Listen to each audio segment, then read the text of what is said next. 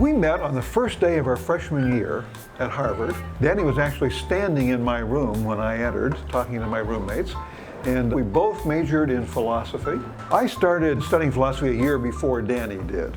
I kind of followed along because I didn't know what to do with myself, and I had the big questions in mind, like, what is life all about? And what is the meaning of life? And why are there beings rather than nothing? Why are there beings rather than... That was always one of your big questions. Yeah, there were some philosophical statements that already back then in the 50s and 60s made me fall on the floor with laughter. The connection that we saw between humor and philosophy is that jokes and philosophical ideas both kind of flip your mind upside down in a similar way. A good joke surprises you. It leads you down one way of thinking, one path, and then pulls the switcheroo on you, and that's what makes you laugh, the shock of the unexpected. As it turns out, that's not the purpose of philosophy, to shock you, but it often does. It gives you a conventional way of looking at things and then pulls the rug out from under you and says, that's not really the way things are. There's a kind of argument in philosophy called the argument from analogy.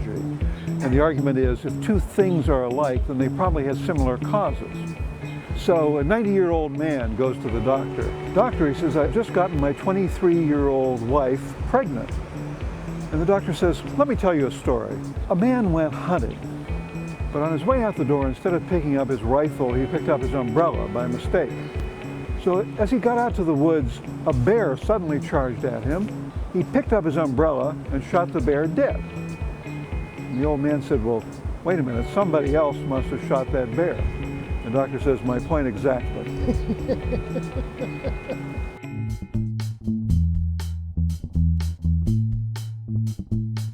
What we read is that in colleges and universities, and now in high schools, kids are studying philosophy more than they were when we went to school.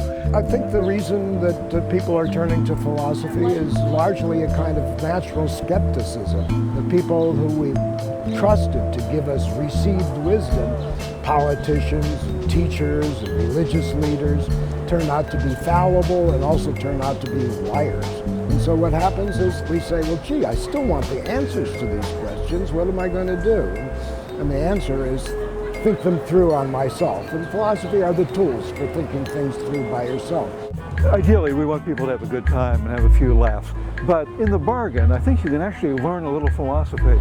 And particularly if you're a newcomer to the field, you can sort of get a little taste of philosophy and decide whether it's something that's for you or not.